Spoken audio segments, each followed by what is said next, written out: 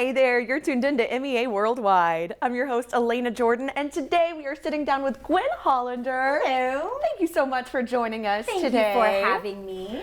Now, you are absolutely killing it on Kidding right now. The finale, I'm not going to spoil anything if you haven't seen it, but... I haven't even watched it yet. Really? Yeah, I will tonight. Yes, I know I have obviously read the script, but I'm very excited to see how it turned out. One of the most beautiful shows I have ever seen in my life. Your character, Astron-Otter, too, going through, especially this season, has become a very central plot point. Yeah. So what has it been like for you working on this show with this amazing cast, and did you know going into this season that you were going to be such an integral part of the story? No idea. I had no idea what was happening. Every time I got a script, I was like, oh, that is great information to have. But it's been incredible, start to finish. And yeah, we really have not known what capacity we were going to be involved in kind of ever. And then we found out when we were shooting the first episode, the showrunner, Dave Holstein, who's amazing and brilliant, he told us, he's like, hey, you guys, just so you know, we're going to do an episode that's entirely in Pickle Barrel Falls. So that's going to be a cool thing. We were like, oh, awesome. Then we got the script. It was one of the best things I've ever read. I was crying. The music was amazing. Then we found out Ariana Grande was going to be on it. And we were like, this just keeps getting more and more surreal.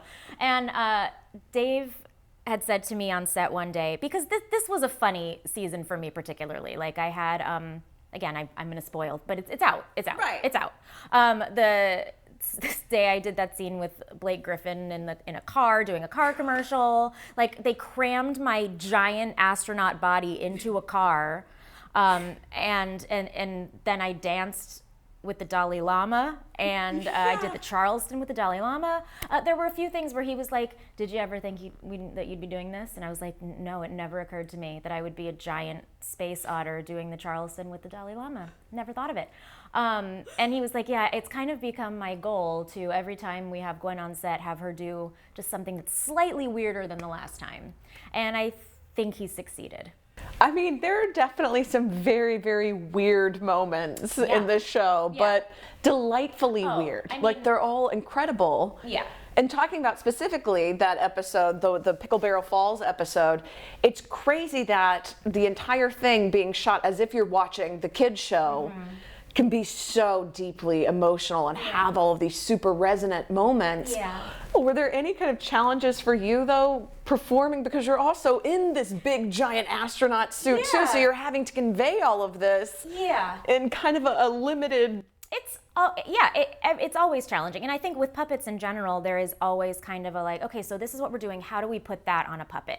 How do we make the puppet appear to be, that's part of puppeteering, is like what puppets' faces don't move. So what can you do to show sadness, and what can, I had never done full body suit work before. So every time I put it on, I kind of learned something new. And yes, that episode was challenging because it was long days, and it's very heavy, and I can't always see. Every time we would put the helmet on, it kind of landed differently on my head. So I was like, oh, today I'm looking through my nose. And then another time they put it on, I'm like, oh, today I'm looking through the mouth. And I just kind of, figure it. The shoes are treacherous. Like it was a real adventure every time, but so much fun. And they took very good care of me and always made sure, they're like, is Gwen dying in there? Is she okay? Can she breathe? Yeah. Did you ever have any kind of clumsy moments where they kind of had to cut and reset because the outfit was a little too treacherous? Sometimes, like, my tail would run into things, and like you do. But yeah, for the most part, they kind of, for the most part, kept me. When you're a Space-Otter, Yeah, but for the most part, they were pretty good about putting me in an area and being like, this is your area, you stay in this area. Yeah. What were some of the most interesting things off camera too, especially with the cast, like, Catherine Keener and Jim Carrey, and just... I mean, I think my favorite thing, puppeteers, and these puppeteers in particular, who are like some of the best in the business, these are like Jim Henson, old school puppeteers, they're amazing improvisers. And nobody knows this because we don't ever get to see them do this, but they are all in between takes, they have their puppets on and they're improving, and the actors are kind of improving back with them. So you've got like Jim Carrey and Catherine Keener like telling jokes to a peanut butter and jelly sandwich, you know? And they stay completely in character.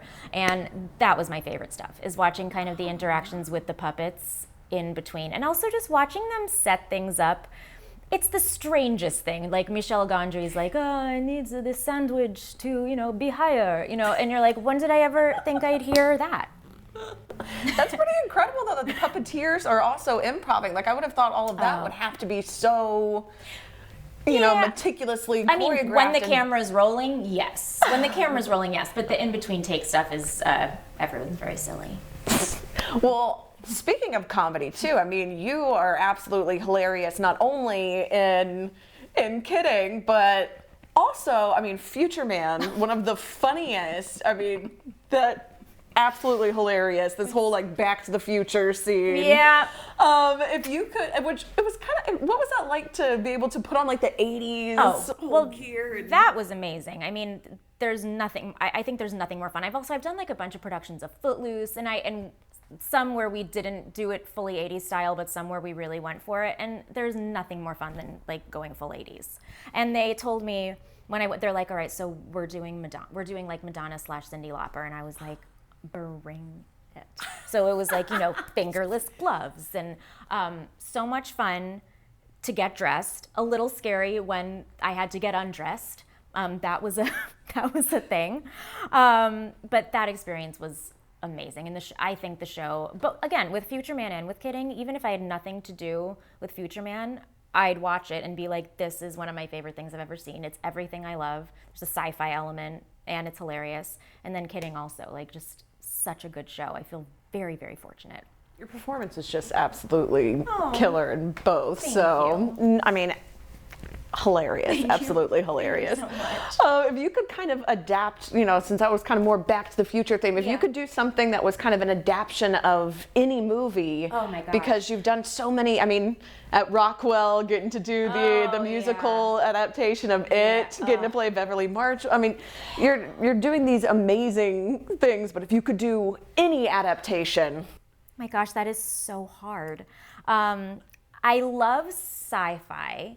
And so you know what? I've been thinking Galaxy Quest would be a really fun musical. Yeah. I'm actually really shocked that it hasn't been done, but I think something like that would be really fun to do. Who would you want to play? I guess probably either Sigourney. I think Sigourney Weaver's character is named Gwen in that movie. So probably either that or the alien that Missy Pyle plays is also really fun. I think that would be phenomenal. I would love that. Hey, just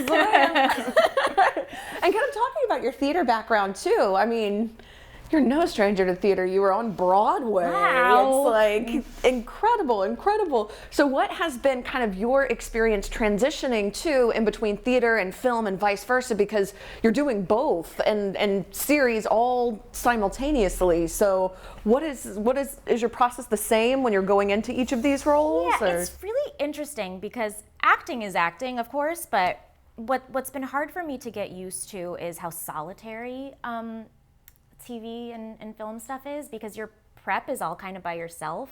I didn't really realize how much I loved rehearsal until I stopped really getting rehearsal. Like rehearsal, because I love collaborating, and I think rehearsal is where all this magic happens. And at Rockwell, that's the case. Like we get the script was already brilliant, but then we get in the room and we start putting our own stuff on it. We of course always check with the writer and we're like, is this okay to do? But that's the magic to me, is when everyone starts kind of adding their special sauce to it. And it's a little sad sometimes when I'm like, well, I have to work on my sides by myself, and and it's gonna be, and then all the changes happen like right there on the spot, which feels like a lot of pressure instead of like working in a rehearsal space and figuring it out. And then the other thing is doing things out of sequence has been very confusing for me. Yeah, I would imagine, going from where everything is so linear to then it's like, no, now we're gonna do the end first. Yeah, it's kind of like, oh wait, so where was I just now? Yeah. So that's been interesting. Doable, but like just a new way of approaching it, Now, did you get the chance, because you played on Broadway Amy in Little Women? Yeah. Absolutely incredible too. I've seen just little clips from it. I'm like, oh, so good. So but what did you think of the film? I haven't seen it yet. You haven't? And now I probably missed it in the theater. I kept waiting to see it because I really wanted to see it. One of the girl that played Meg with me lives out here, and so I wanted to go see it with her, but she has 2 little kids, and so it was just scheduling became complicated, and now I probably have to wait until I see it at home. But I've heard it's amazing. I'm sure it's amazing. I just know I'm gonna cry a lot because the story anyway already really means a lot to me, but now it's loaded with so much of like my life experience, and that was at a very formative time of my life. So, but I'm really excited to see it. I'm also really excited for people to get to check out Marriage Material as well, which is an incredible short film. And Little Women with Greta Gerwig and everything was all about, kind of female empowerment. This is what this entire short film is about as well. Yeah. Kind of like a Little Mermaid's tale, but the anti-fairy tale where it's pretty intense. And so what really drew you to this? I mean, obviously the musical aspect, I would imagine, but how did this go about? Because the whole thing pretty much rests on your shoulders. You're in every scene of it. Yes. So it was a student film. Like, it was an AFI film, that went just far further than anybody imagined that it was going to. And a friend of mine had met with the director because she was actually talking to her about playing this role, and she was like, you know what? I don't know that you're quite right for this. And my friend, this is awesome, Olivia Applegate, awesome. She said to the director, Oran Zegman, she was like, I think I know who the person is. And so I went and auditioned, and it just kind of went from there. And what drew me to it, obviously, yes, was the musical aspect.